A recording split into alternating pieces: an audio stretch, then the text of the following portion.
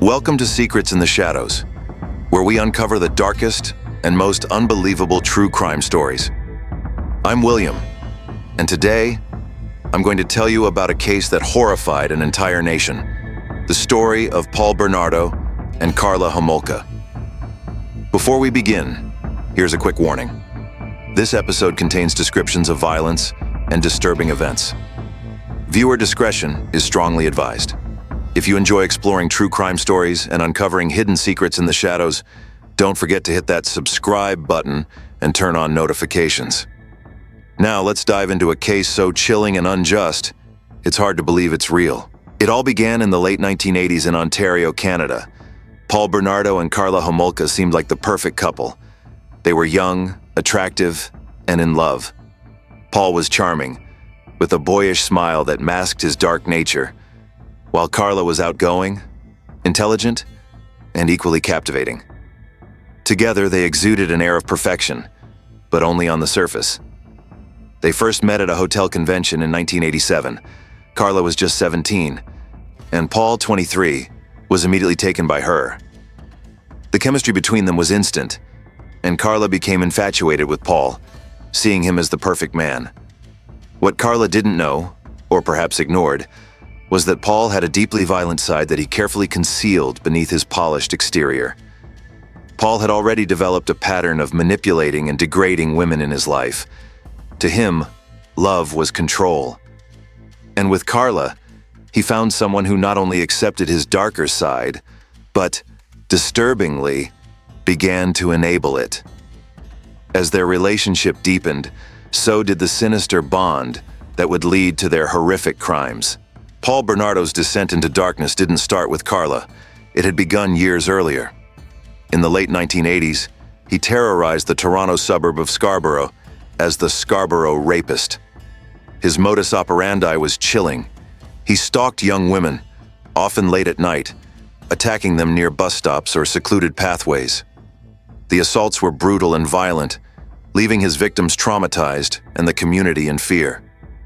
Despite the growing number of victims and a dedicated police investigation, Paul evaded capture. His clean-cut appearance and ability to blend in with society allowed him to escape suspicion. At least 14 assaults were linked to him during this time, though it's believed there may have been more. By the time he met Karla in 1987, Paul's appetite for domination and violence had grown insatiable. Karla's unconditional devotion to him only fueled his sense of power. She admired his confidence and charm, blind to, or perhaps complicit in, the evil lurking beneath. Their relationship quickly turned dark. Paul began to reveal his violent fantasies to Karla, and instead of recoiling, she became an accomplice. Their connection was no longer about love, it was about control, violence, and shared depravity. Karla's younger sister, Tammy Homolka, was just 15 years old when she became the couple's first known victim. Paul had developed an unhealthy obsession with Tammy, often commenting on her beauty and expressing desires that were both inappropriate and disturbing. Shockingly, Karla didn't just tolerate Paul's fixation on her sister, she facilitated it. In December 1990, as Christmas approached, Karla decided to gift Tammy to Paul. She stole sedatives from the veterinary clinic where she worked and laced Tammy's food and drinks during a family gathering. That night, while Tammy lay unconscious, Paul and Karla assaulted her. But the night took a tragic turn when Tammy began choking on her own vomit. In a panic, Paul and Karla attempted to revive her, but their efforts failed.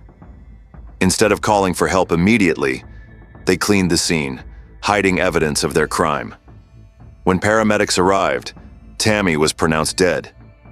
The coroner's report ruled her death as accidental, attributing it to choking and alcohol poisoning, and the couple's involvement went unnoticed. Imagine the betrayal. Tammy trusted her sister and her family, only to have her life taken by the very people she should have been safest with. Even more chilling, Paul and Karla continued their lives as though nothing had happened, free to escalate their reign of terror. Over the next 2 years, Paul and Karla's crimes escalated to horrifying new levels. On June 15, 1991, 14-year-old Leslie Mahaffy had been locked out of her home after missing curfew. Vulnerable and alone, she encountered Paul and Karla.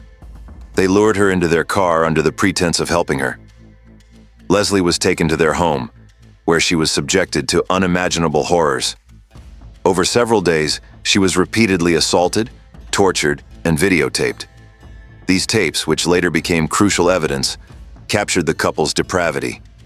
Eventually, Leslie was killed. The exact details of her death remain unclear, but what we do know is chilling. Paul and Karla dismembered her body and encased the remains in cement blocks. Those blocks were later discovered in a nearby lake, leading to a nationwide outcry. Just under a year later, in April 1992, they struck again. This time, they targeted 15-year-old Kristen French. Kristen was walking home from school when Paul and Karla approached her in a church parking lot. Using a map as a decoy, they asked for her help. But within moments, Kristen was forced into their car at knife point. Kristen's ordeal lasted 3 days. During that time, she was repeatedly assaulted and videotaped. Unlike Leslie, Kristen fought back, trying to maintain her dignity even in the face of such terror. Ultimately, she was murdered, and her body was dumped in a ditch near a rural road. The couple's ability to plan and execute these crimes while appearing normal to those around them is one of the most chilling aspects of this case. By 1993, the police investigation into Paul Bernardo's crimes was intensifying. For years, DNA evidence had been collected from the Scarborough rapist cases, but it wasn't until technology advanced that a match was finally made. Paul's DNA was linked to several assaults, leading to his arrest in February 1993. Karla, who had been distancing herself from Paul and attempting to portray herself as his victim, saw an opportunity to save herself. She approached the police, claiming that Paul was responsible for the murders of Leslie Mahaffy and Kristen French. She offered to cooperate in exchange for a plea deal. What the investigators didn't yet know was that Karla was far from innocent. As part of her agreement, Karla provided detailed testimony against Paul, securing her own reduced sentence of just 12 years. She painted herself as a battered woman who had been forced into participating in Paul's crimes. But this narrative began to crumble when videotapes were discovered in the couple's home. These tapes showed Karla not as a victim, but as an active participant in the assaults and murders.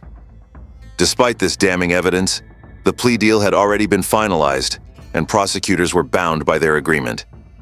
The public outrage that followed was immense, and the term "deal with the devil" became synonymous with Karla Homolka. Paul Bernardo's trial in 1995 was a media spectacle. The courtroom was packed, and the nation watched as horrifying details of the crimes were revealed. Paul was convicted of first-degree murder for the deaths of Leslie Mahaffy and Kristen French, as well as other charges related to his assaults.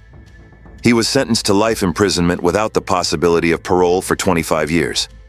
Additionally, he was declared a dangerous offender, ensuring he would likely never be released. Karla's trial continued to spark controversy. Having already served her sentence under the plea deal, she was released in 2005. She changed her name and attempted to rebuild her life. But the public's anger followed her. Protests erupted whenever her presence was discovered, and the families of the victims expressed their enduring pain and outrage. Many questioned how the justice system could allow someone so complicit in such heinous crimes to walk free.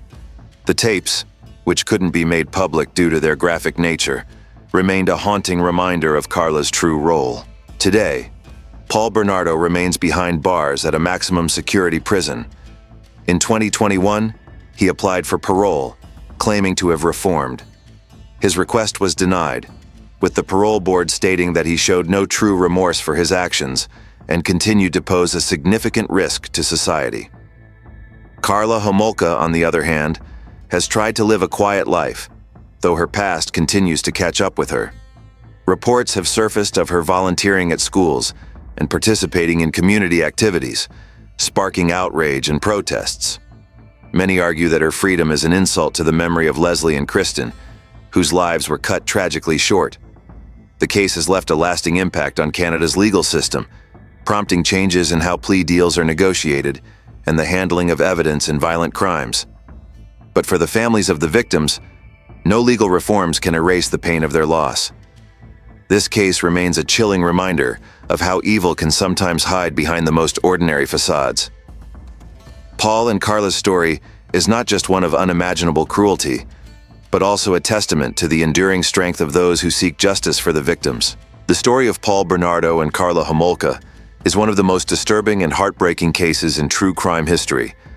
It's a tale of unimaginable betrayal, cruelty, and injustice that continues to haunt the families of the victims and everyone who hears it. Thank you for joining me on Secrets in the Shadows. If you found this story compelling, don't forget to subscribe to our channel for more in-depth true crime stories. Until next time, stay safe, and remember, the shadows often hide the darkest secrets.